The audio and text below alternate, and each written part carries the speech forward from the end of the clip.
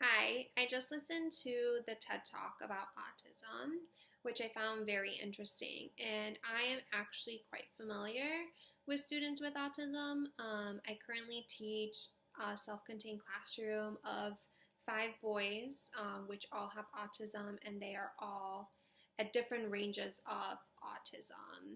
I have a first grader that is super academically smart, and he's basically functioning at I would say like a 3 or 4th grade level.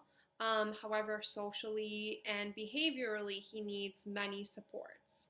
And then on the other side, I have a different first grader who needs a lot of academic supports. He's just working on identifying sounds, letters, and numbers. Uh, However, socially, he is very aware. He's able to have conversations. He won't really make a lot of eye contact, but he's able to ask questions. He's able to reciprocate. So the level of autism in my classroom kind of spreads everywhere. So that's how I'm familiar with it. I also work in a school where we have many different classrooms, such as my self contained classroom is structured. However, there are points where the kids have choice time and they're able to socialize. And then we have a different type of classroom, actually, 2 classrooms where it's teach style, where everything is very structured, there's no downtime, everything is left to right. So we have different levels, and I'm kind of exposed to it every single day, which is nice to see the different strategies of working with students with autism. What I found surprising after listening to this TED Talk is the increased awareness, or just more individuals being diagnosed with autism.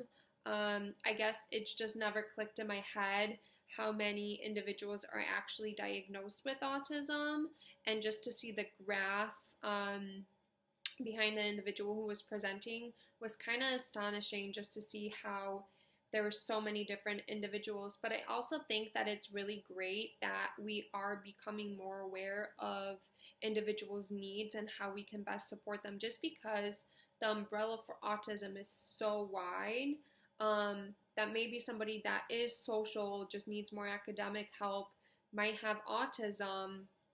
We don't know. So that way we are able to support them. Another thing that I never knew is the increased age of the father is sometimes a cause in why people get diagnosed with autism. I never knew that, so it's something new that I learned. How will I use this information as an educator? I guess, learning that children are being screened from an infant age, and being screened for all these different things up until the age of 3, you don't really think about it, because I personally don't have a child with autism. So maybe using this information to be more gentle when talking to parents with autism, and realizing how much they have been through. And everything that we do in our classroom, I know they have to do at home. So just kind of being more aware of what they had to have been through, and how much more they still have to go through. I only have first and second graders. I bet these parents are scared about knowing what is their child going to be like once they're in high school, or are they ever going to have a job?